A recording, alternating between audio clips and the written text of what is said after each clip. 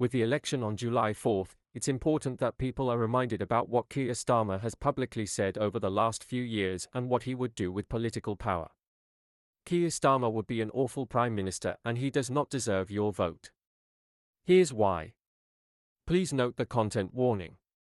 The Spy Cops scandal exposed the state-sanctioned array of women by undercover police officers who spied on 1,000 political groups.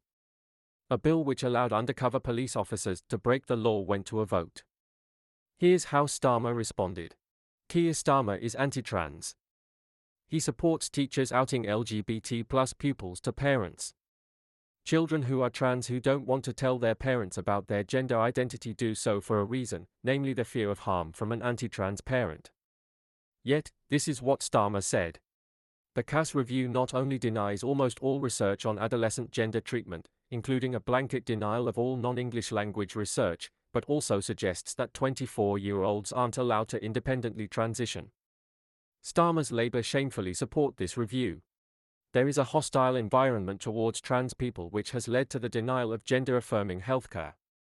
One policy which would make a positive difference is self-ID, which makes legal transitioning much less bureaucratic. Starmer opposes this. Starmer has said that a Labour government will ban trans women from women's hospital wards. When asked if trans women should be allowed on women's NHS wards, he replied, "I disagree. A Labour government will actively promote trans exclusionary policies." I think it's a fair prediction to say that transgender press groups are going to be saying that a transgender woman is a woman and should be allowed on a female ward.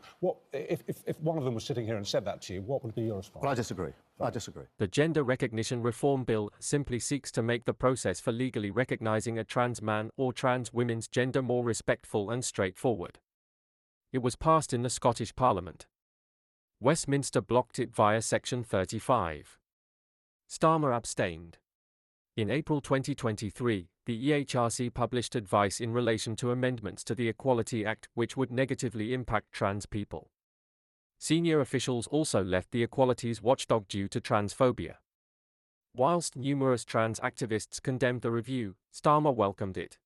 Starmer said that he doesn't believe that trans kids should be able to socially transition, which can be as simple as changing name or pronouns informally, unless they have permission from their parents, which means transphobic parents can veto this.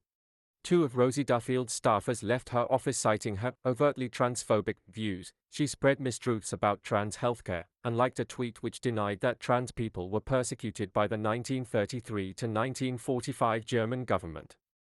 Starmer said Duffield is an important voice.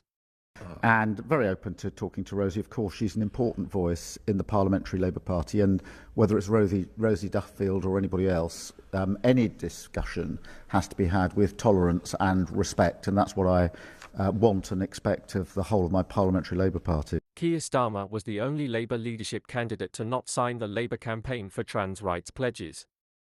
Not only has he promoted transphobia and refused to tackle it in the Labour Party, he also failed to condemn blatant transphobia on a Mumsnet forum. This thread has contained numerous examples of Keir Starmer's transphobia and how a Labour government would erode LGBT+ rights. Starmer has fallen so down the transphobic rabbit hole that he even found himself agreeing with Rishi Sunak on trans rights.